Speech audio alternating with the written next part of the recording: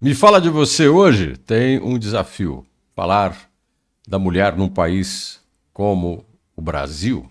O Brasil é um país desafiador para as mulheres.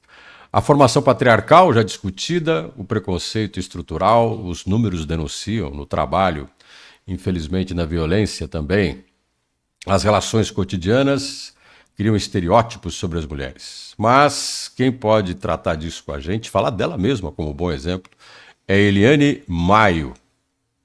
Eliane Maio é educadora, psicóloga, doutora, pós-doutora e resolveu fazer da vida uma discussão sobre a questão da mulher. Conheci a Eliane já há muito tempo, mas acompanho essa carreira da Eliane. E é com ela que a gente vai conversar. Eliane, obrigado por aceitar. Eu vou chamar de professora Eliane, pode ser que a gente é professor, você é professora.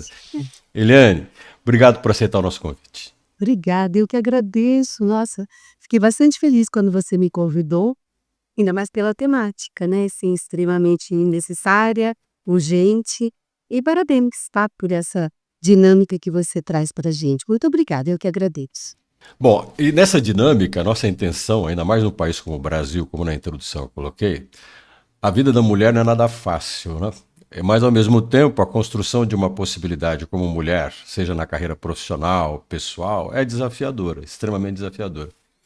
E você é uma mulher que construiu uma carreira muito bem sucedida como professora, muito bem sucedida também como palestrante nesse tema. Você é uma pessoa reconhecida nacionalmente por tratar desse tema. Como é que foi a carreira de Eliane Maio? Como é que Eliane, você queria ser professora, psicóloga? O que você queria ser? Como é que foi? Como é que é essa carreira aí? Ótima pergunta. Bom, eu gosto muito de contar uma coisa, que assim, eu sou maringaense, tá? Eu gosto de contar, eu gosto da cidade, né? Então eu brinco que quando eu nasci, Maringá estava menstruando. Por quê? Porque é o nome de uma mulher, né? Maria do Ingá. Maringá tinha 14 anos, porque fez 78 e eu tenho 64. Então é uma brincadeira de dizer, eu conheço muito a nossa cidade, imagina, uma cidade com 14 anos de idade. E a vida toda foi aqui, por aqui. Então eu estudei em colégio particular por 14 anos, colégio de freiras, o Santo Inácio, freiras alemãs, e pretendia fazer farmácia bioquímica, porque eu fiz o curso técnico naquela época. Mas minha irmã mais velha fazia psicologia em São Paulo, não tinha Maria. E teve greve na UEM, mas eu fiz vestibular para farmácia daqui. E eu fui aprovar. Mas teve greve. Fiquei 2 meses sem saber para onde eu ia, na minha condição de uma pessoa muito favorecida, porque com família economicamente bem, né? Sendo uma pessoa branca, estudando em colégio particular. Então, são muitos privilégios. E aí, quando voltou da greve de 2 meses, abriu a primeira turma de psicologia na UEM. E eu fiz o vestibular. E também passei. E eu tinha que decidir no dia da matrícula. Eis que uma linda mulher estava na fila. Ela me perguntou o que eu passei. Falei que eram nos 2 cursos. Ela disse, faz psicologia? Você tem cara de assim? Como?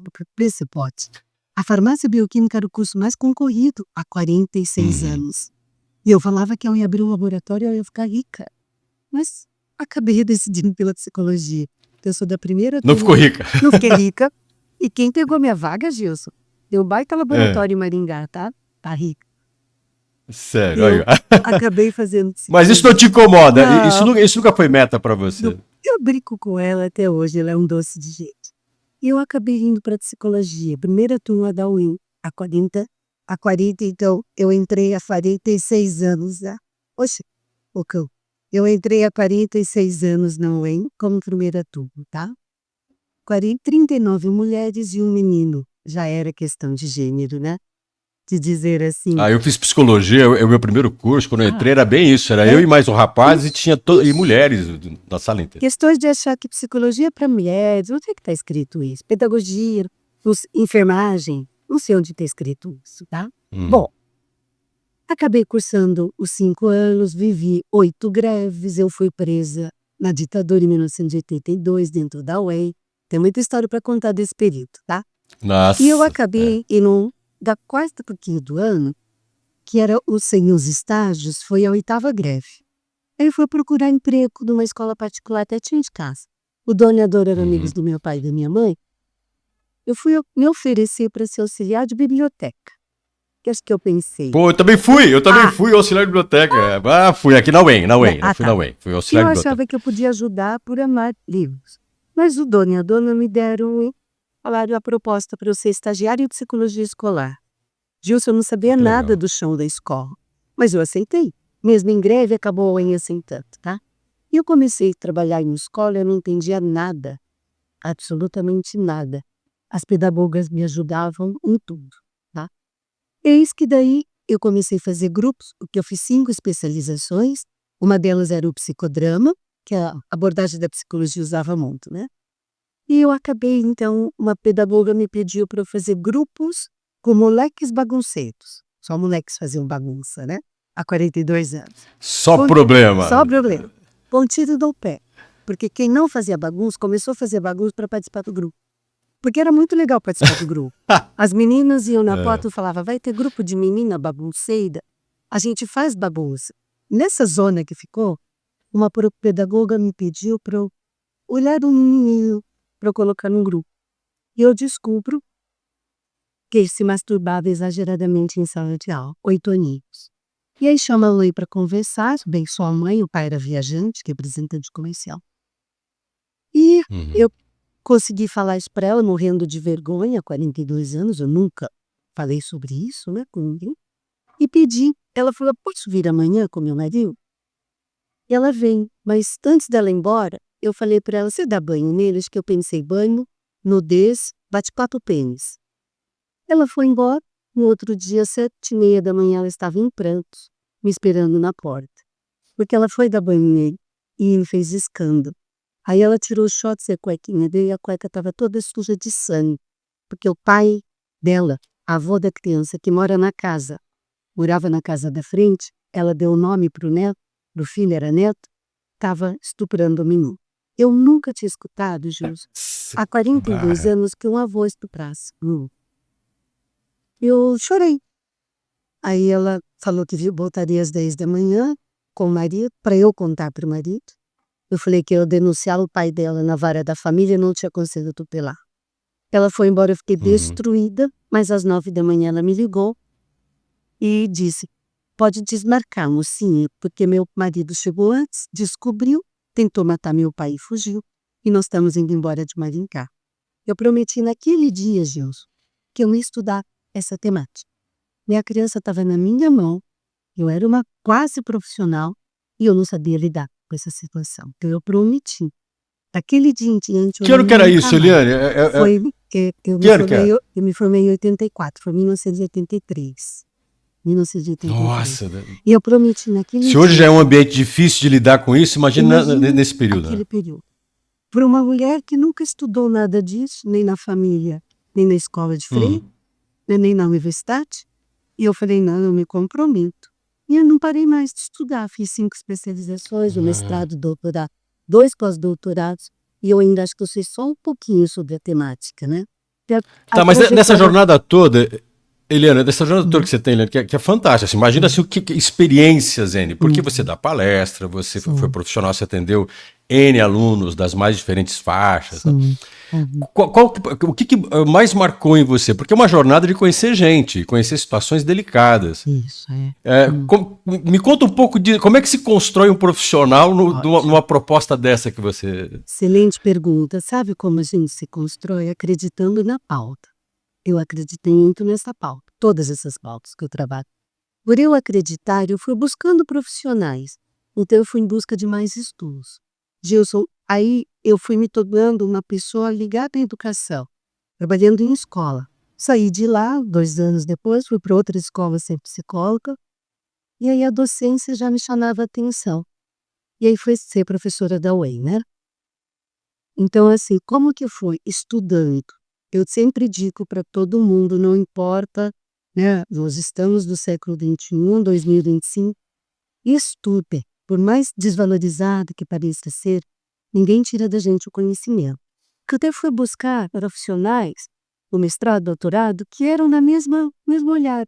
Grupos de estudos que estavam iniciando, eu era uma iniciante, então, e os meus olhos brilhavam. Eu falei, gente, como eu nunca vi isso na vida. Então, como que foi a trajetória? Estudando. e me aproximando de pessoas que tinham o mesmo interesse pelas temáticas. Agora tem uma coisa, Eliane, você vivenciou coisas práticas, que claro, a gente tem uma carga teórica no curso de psicologia, né, ciências sociais, a gente discute muito ser humano, né? Na antropologia a gente discute muito ser humano, mas você Isso. teve uma coisa que eu acho magnífica, você vivenciou as condições humanas. Nesse caso que você relatou, que foi o É. caso que te despertou para isso, e a gente tem todo um conhecimento que muitos alunos falam, mas como é que esse conhecimento todo vai significar alguma atitude mais coerente, correta? Eu vou conseguir Então, fazer disso uma ação mais assertiva. ótimo. Nisso que te formou como pessoa, qual, claro que não tem percentual, aí até fazer uma pergunta meio tola, mas o que pesou mais na tua formação? O que mais enriqueceu a tua formação? O Ai, conhecimento em si, é. a experiência das coisas, o encontro entre essas duas coisas. Você foi se moldando, porque você é um ser humano. Você deve ter começado uma Helene lá no começo e uma Helene hoje. Quer dizer, tem uma mudança de pessoa também, tem um envolvimento ao ponto de mudar você também. Ai, ótimo. Sim, imagina, né, como eu te contei, maringaense, daquele começo da cidade, filha de casal pioneiro conhecido, né, meu pai e um conhecidos aqui, estudando no Colégio das Freiras, etc. Mas daí eu entro para a UEI e me uno com pessoas maravilhosas da UEI. E fui aprendendo, sabe, reaprendendo e tirando da venda dos olhos algo que não tinham colocado para eu enxergar. E ainda não tinha esse olhar, nem enxergar o aspecto de direitos humanos, nem existia, né, assim, os órgãos, não tinha nenhuma pessoa negra estudando comigo, nunca estudei com uma pessoa negra na vida, né, nem de escola de graduação, mestrado, doutorado. Então como foi? Foi desconstruindo a partir de muitas pautas, né, que traziam para gente, eu pensava: "Gente, como é que eu nunca estudei isso? Como é que eu não tive esse olhar?". E aí, ao desconstruir, eu me incomodava, porque eu falava: "Eu nunca pensei com esses olhos, então calma que eu vou atrás". E como fazer isso? Volto à palavra, estudando, unindo com pessoas que trouxessem esses novos olhares. Então me incomodaram, eu me desconstruí, limpei todos os privilégios e fui limpando tudo aquilo que não queriam que eu visse, né, porque é mais fácil educar e não vendo isso, fica muito muito mais tranquilo para quem quer dominar, né, o dominante, pessoa dominante. E eu falei: "Não, espera aí, eu vou me desconstruir e vou trazer gente por perto". E olha que a gente tem conseguido, por mais que seja ainda muito difícil. Então eu fui olhando e pensando: "Não, eu vou ter que aprender de outro jeito, esse jeito eu não me ensinar". Então eu fui desconstruindo e construindo um novo olhar. Bom, aí eu vou colocar um ingrediente dessa nossa conversa aí, tá? Veja, você passou por todas as experiências, você teve uma formação conservadora numa cidade que é conservadora. Eu particularmente acho Maringá uma cidade, Uhum, você tem um discurso conservador. hum, E conforme você vai avançando em temas polêmicos, né? O primeiro relato seu, imagina a sequência de temas que hum, você envolveu, é. e você vai abraçar muito a questão da mulher. Você é Ah, uma pessoa assim que tem uma análise muito, muito legal. E você uhum, é mulher, né? hum, Porque aquela ideia, um dia a gente já conversou sobre isso, isso. até antes de entrarmos na entrevista. A figura masculina falando dos problemas, falando da mulher, as pessoas até que parecem que compreendem, mas uma mulher tomando a Hum, frente disso e falando aquilo que não se espera, e nossa. falando aquilo que a maior parte das pessoas conservadoras querem. Como é que foi isso? Assim, quantos leões você teve que matar para isso? Adoro, Gilson, adoro essa pergunta, fantástico. É, Maringá é uma cidade nova, não tem nem 80 anos, né, e mega conservadora. As pessoas que construíram a cidade estão vivas por aí, eu conheço muitas delas, né. Sim. Eu E conversei com um monte dela. é, e conheço muitas histórias dela, tá, Gilson. Psicóloga velha é uma tristeza. Eu estou formada há 41 Ainda mais anos. psicóloga, né? Ainda mais E eu psicóloga. falo, psicóloga velha é uma tristeza. Por mais que eu não queira saber É. algumas histórias, as pessoas vêm me contar, não é para contar, não quero saber. Então eu vejo que, por esse conservadorismo, as pessoas ou não querem sair por 2 motivos: por ignorância, e quando eu falo ignorância não é burrice, é o não saber. Eu mesma já sou ignorante por um monte de coisa, né, pensa uma pessoa sendo ignorante por um monte de coisa, mas eu adoro aprender, então eu adoro sair da ignorância, amo sair. Quando as pessoas me apresentam algo novo, as minhas filhas dizem que eu fico com os olhos brilhantes, que eu quero aprender. Então, é por ignorância o conservadorismo, Ou segundo, não é ignorância, mas precisa de, como eu já disse, para manter o status quo, né? E qual é essa manter? Para mandar, para dominar, então é melhor deixar as pessoas apagadas. E já tentaram muito me apagar, muito, né? Como profissional, pessoa não, porque não me Uhum. afeta.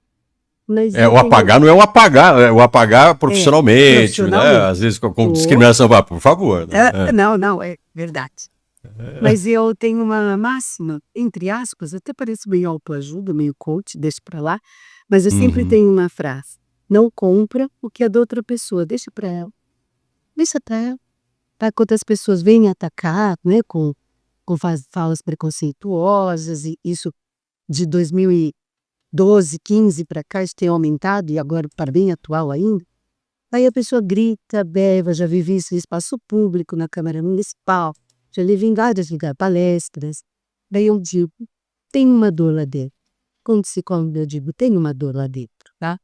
Mas essa pessoa precisa dessa máscara, dessa dor, porque ela precisa manter aquilo, senão ela se destrói, né? Se desintegra.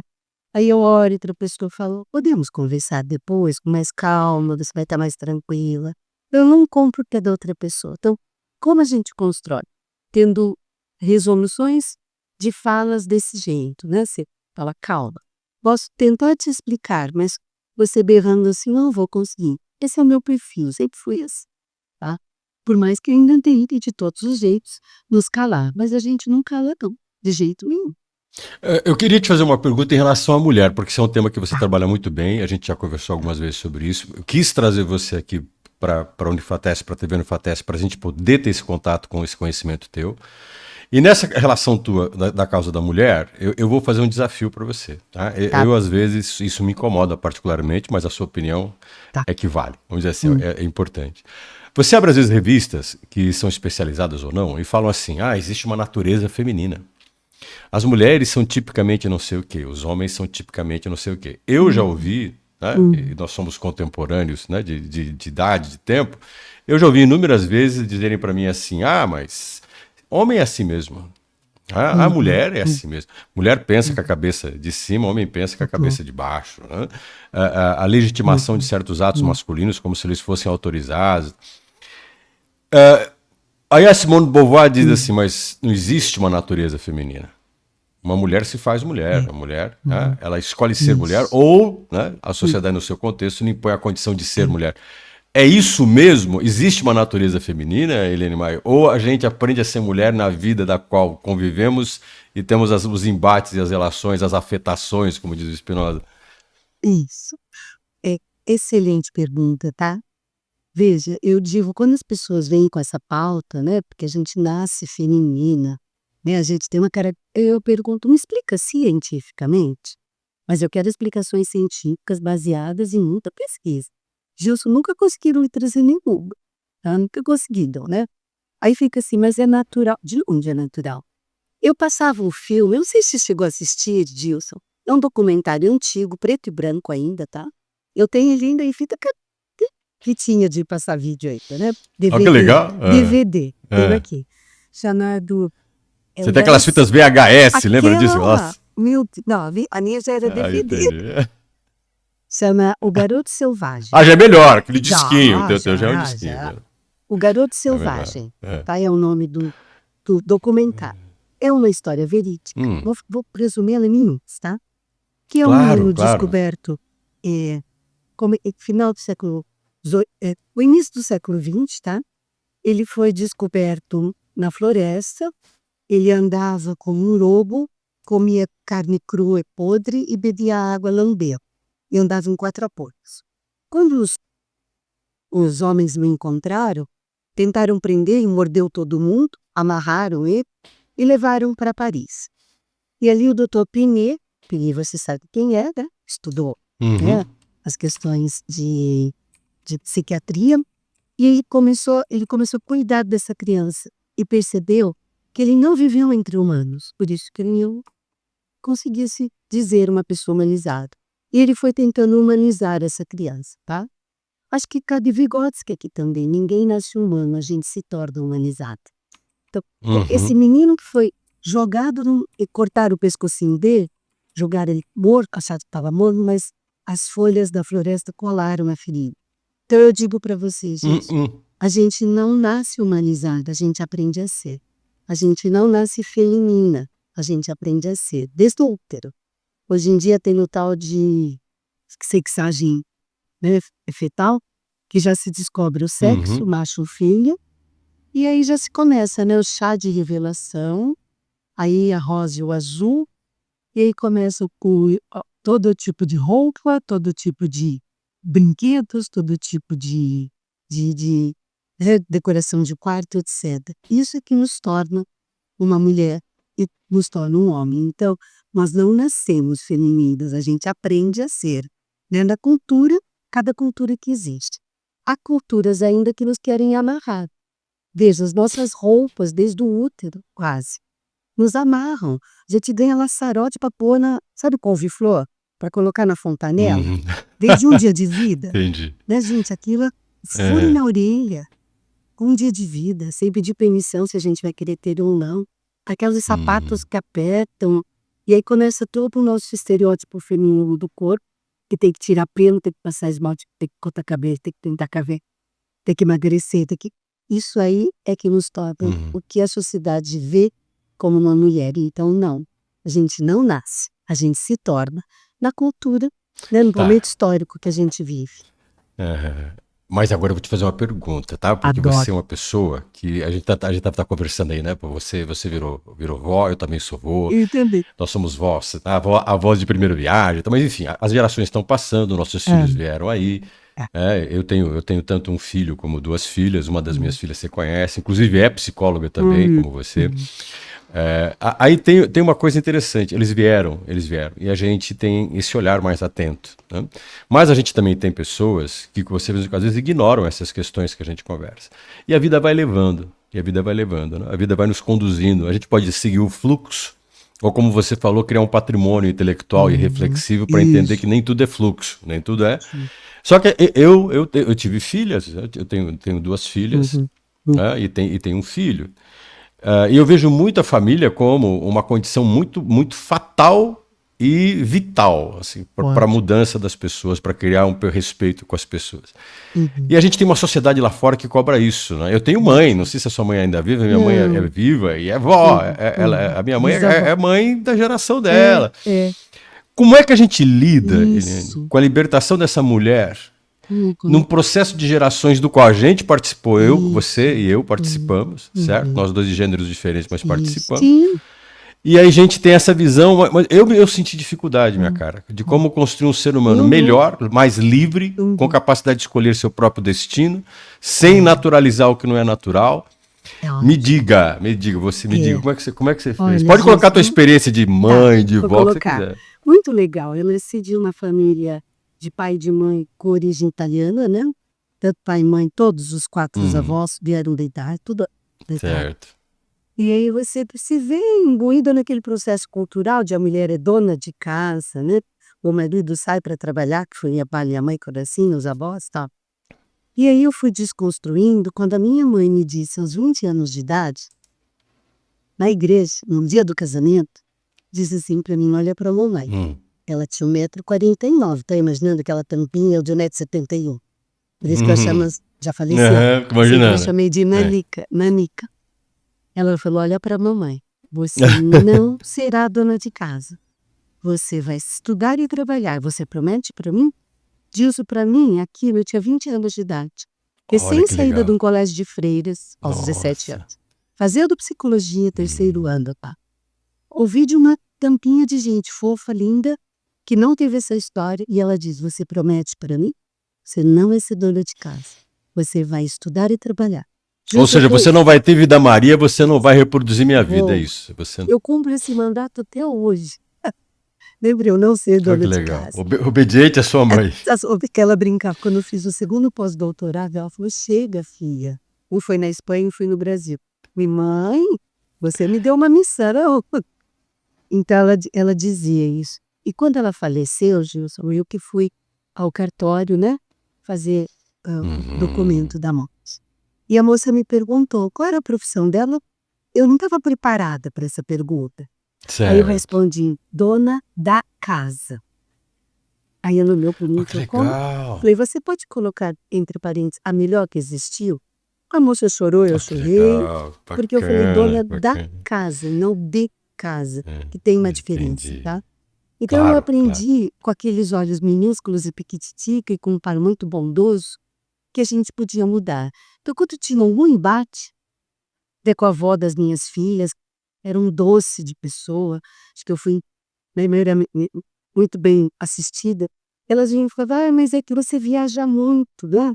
Eu falava, viajo, eu vou continuar viajando. E por quê? Porque eu gosto. E o segundo, eu preciso. Então eu sempre dizia para as duas filhas, mamãe não vai viajar. Filha, olha para a mamãe gosta. O segundo é que a mamãe precisa. Então eu fui criando, mostrando que a gente podia criar uma história, não precisar quebrar o que elas tiveram como uma conduta, mas dialogando. Então minha mãe falava, filha, que bom que você está seguindo esse caminho. Eu e minha irmã, né? Somos 3 de meu irmão. E que bom, a mãe fica muito feliz. Então como fazer? Dialogando. É? Era sempre no diálogo. Era assim, mas está muito nova para pôr na escola. Eram 2 anos naquela época, né? No meu tempo, eu falei, vó, você ficava em casa, eu trabalho bastante, e lá tem gente que estudou para cuidar. Ah, mas pode acontecer alguma coisa? Pode acontecer até dentro de casa. Ela vai pegar piolho, vai pegar, e vai pegar gripe, vai pegar joelho ralar, mas vai aprender com a vida. E isso é que precisa. Então, era sempre ouvindo, acolhendo, Uhum. eu não menosprezava, eu não criticava, porque foi a história de vida dessas pessoas. Então eu ouvia, acolhia e dizia, eu vou fazer um pouquinho diferente, posso? Beleza para você? Vamos tentar? E depois ficava tudo muito legal, sabe? Então Uhum. é o olhar afetuoso de quem teve aquela história. A gente não pode jogar e gritar, sabe? Jogar fora e gritar, onde esse rio, que absurdo. Não, foi uma história que tiveram, sem tirar as lindas, Pelo né? que você fala, Eliane, deixa eu te cortar aqui. Pelo que você Não, fala, não imagina. existe uma fórmula. Não existe uma fórmula Hum, de fazer mudança. Existe as ações que aos poucos mudam. Porque a minha mãe e sua mãe são daquela geração de hum, mulheres feitas para o lar. hum. Aprendiam muito cedo a lavar, a cozinhar, cuidavam dos irmãos pequenos, que já era todo um preparo, né, de um ritual de você ser. O destino estava Traçado, predestinado, né? Você estava traçado. predestinado a isso. Hum, E elas tinham tudo para naturalizar a vida. hum, Do dizer, é assim mesmo, tudo hum. acontecerá como deve ser, né? Você vai seguindo o ritual. E elas não queriam isso, né? Elas, Uhum. de certa maneira, não queriam que repetisse para as filhas aquilo que Ótimo. repetiu para ela. Uhum. Só que agora, o desafio meu te perguntar é o seguinte: Hum. Eliane, como é que é ser sua filha? Ah, que lindeza! Olha, eu acho muito linda. Eu tenho 2, né. Uma vai fazer 40 anos, é jornalista, Hum, fará mês que vem 40 anos. A caçula, ó, que é que mãe, legal, bacana. 36, faz 37 em novembro. Eu acho muito linda, as amigas delas vinham em casa e ficavam conversando sobre mães, pais e escola. E eu passava para lá e para cá, e eu ouvia. Aí eu ouvi uma amiga da minha filha dizer assim: "Mas a sua mãe não conta". Daí eu: "Opa, por que que eu não conto?". Eu parei, porque ela é demais, porque além de ser psicóloga, ela agrega os que eu ai, que delícia de ouvir isso, que delícia de ouvir isso, porque, né, eu acho que é esse o papel. Eu quis colocar filhas no mundo, vieram mulheres, né, quis colocar criança para esse mundo, vieram duas. Eu quis empoderá-las desde o útero, eu acho que eu conquistei, tenho conquistado desde sempre, tá. Porque sempre foi Hum, esse olhar. Quando a minha mais velha viajou sozinha para a Europa aos 21 anos, eu quase morri. Ela ia encontrar 2 amigas lá para imagino. passear e aí eu abracei, eu falei: "Ai Hum. filha, a mamãe vai ficar preocupada". Sabe o que ela me respondeu? "Mãe, olha para mim, É. o primeiro eu gosto, o segundo eu também gosto". Falei: "Tá bom". Porque eu dizia isso, né, eu dizia: "Eu gosto e É. eu preciso". Ela disse: "Eu gosto e eu gosto". E pronto, eduquei. Hum. E eu acho que foi por um caminho legal, que nunca tive problemas, preocupações, porque a gente dialoga muito. Essa é a base de tudo, o diálogo e o respeito. Uhum. Lene, agora vamos falar um pouco sobre as pessoas, né? Tem essas trajetórias suas, você fez muita palestra, você atendeu muita gente. Eu lembro que você falava para mim assim, às vezes eu sonhava dar uma palestra sobre um determinado tema e uma pessoa me chamava e às vezes dividia com você uma experiência difícil, uma experiência dura. Você acaba virando referência, né? Como professor, e sei que você como professora, que tem muito professor e professora que não se toca disso, né? De que eles estão ali na frente e de certa maneira eles estão sacralizando ou não certas coisas, né? Eles estão abrindo a possibilidade de questionar ou não certas coisas. Então, a gente lida com gente, né? A gente lida com gente e é um desafio constante. E a gente está nesse desafio hoje de tentar dar à mulher, né, dar ao ser humano, a mulher, na condição de mulher, de que ela não é objetivamente condenada a ser o que deve ser, o que se espera que ela seja. E a gente precisa, de certa maneira, pegar as universitárias, né? As jovens universitárias, as mulheres se qualificando, mas elas querem muito mais do que isso. Né? Eu vou te colocar uma pesquisa, que se não me engano, tá? Eu posso errar aqui, é do Ministério da Saúde, vinculado a um dado do IBGE, é uma pesquisa específica. Eu acho que é da Unicamp ou é da USP. Com mulheres que se separaram e tiveram que criar seus filhos sozinhas. Mulheres donas de casa, mulheres que se transformaram na senhora da casa porque o parceiro foi embora e tal. E essas mulheres foram entrevistadas, e elas tinham filhas, sobre qual seria o que elas gostariam para as filhas, o que elas gostariam, né, que as filhas vivenciassem. E a maior parte delas responderam que o homem não a abandone.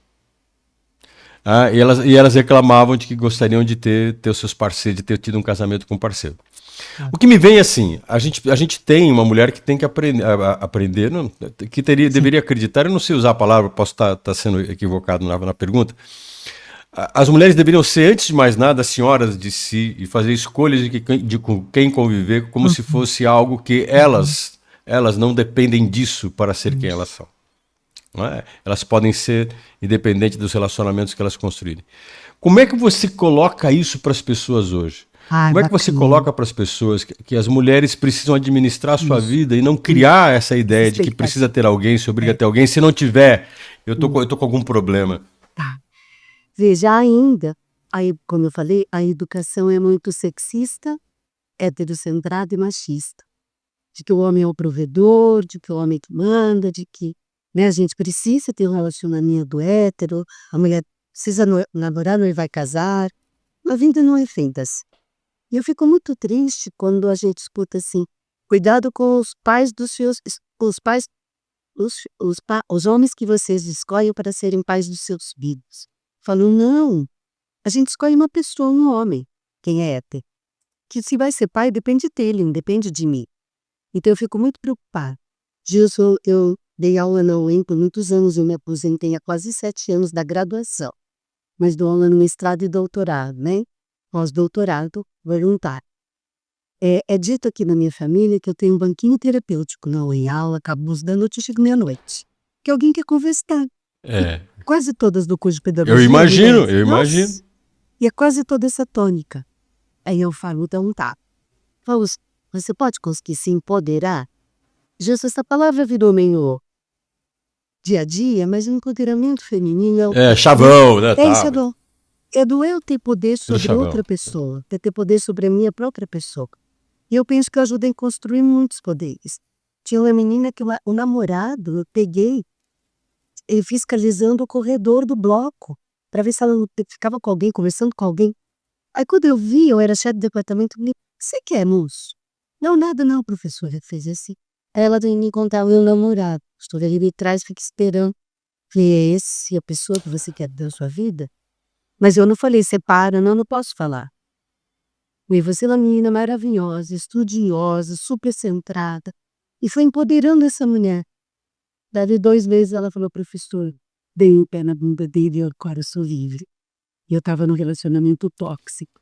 Então, assim, ajudar é isso que nós mulheres, homens também, precisamos fazer. Sabe por quê?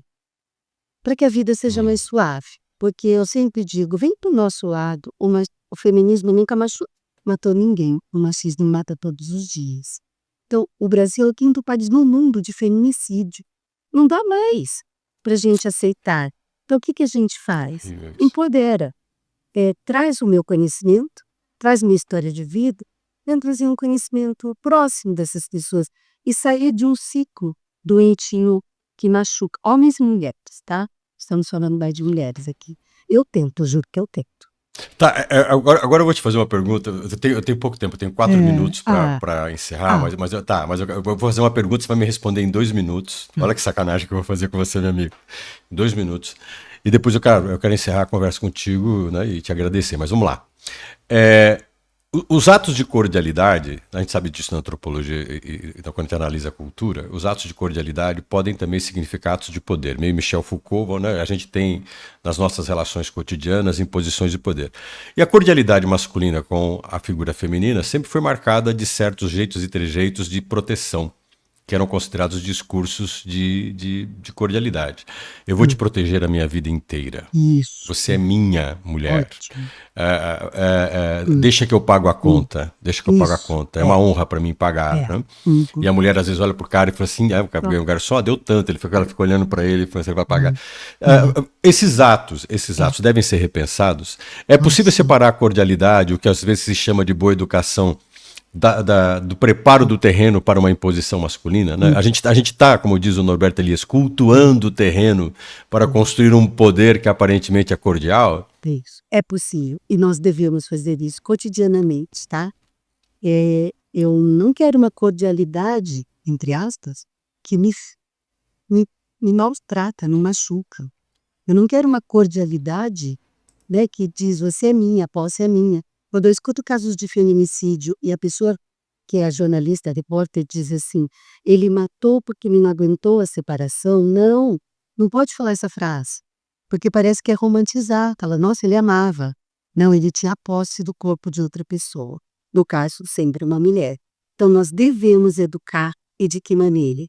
Educar para que as pessoas consigam ser livres, homens e mulheres, para seguirem suas próprias histórias. E de que jeito? Pode ser na parceria. Nossa, que legal, mesmo uma parceria bacana. Então, sim, nós não podemos mais ter educação nos olhares do poder, como você bem trata Foucault e Norbert Elias aqui.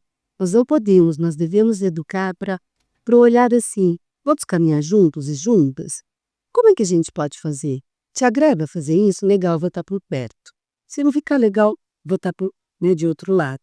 Eu acho que precisamos de pessoas com esses pensamentos. Eu juro que eu tento, trabalhando com quem vai formar essas crianças. E são as futuras docentes, né, pedagogas. E a família, eu tento lá nas minhas palestras, nos bate-papos, quem sabe. Eu vou encerrar minha conversa com a Eliane falando dela duas coisas. Eu tenho que encerrar-me aqui. Eu acho que você vai entender, é questão de tempo, né? O jornalismo tem dessas coisas, não é a vontade da gente, é a programação que a gente tem. Mas eu queria falar da Eliane, porque ouvi a Eliane, ela falar dela, né? Nosso podcast Me Fala de Você, eu ouvi ela falar dela. A Eliane como jornalista, eu entrevistei muitas pessoas, inúmeras pessoas, muitas pessoas. Pessoas dos mais diferentes campos de trabalho, atuação, hierarquia política, econômica, educação. Mas a Eliane e sempre foi uma das poucas pessoas que eu aprendi ouvindo e refletindo, às vezes, numa entrevista, a minha própria existência e condição. Eu espero que todos vocês que acompanharam essa conversa com a Eliane tenham tido essa percepção, que eu sempre tenho. Conversar com você é começar de um jeito e terminar de outro. Eu poderia conversar com você 10 vezes teria impressões diferentes. Então eu peço que os nossos alunos sempre percebam que um ser humano, ele precisa provocar isso nas pessoas. Aquela alteração, mudança e reflexão. E falando isso, queria te agradecer demais por aceitar o meu convite, por ter participado. Obrigado, Eliane. Eu que agradeço. Para mim é um imenso prazer. Quando você me escreveu, eu falei, vou conversar com ele. Gilson, eu amo ensinar porque eu sou professora. Mas eu amo incomodar porque eu sou cientista. E o incômodo tira a pessoa do lugar comum. Eu vou continuar incomodando muita gente. Obrigado, um beijão. E eu vou torcer por você que incomode muita gente. Tomara. Um beijo, minha cara. Um beijo, lindeza. Grande abraço. Abração.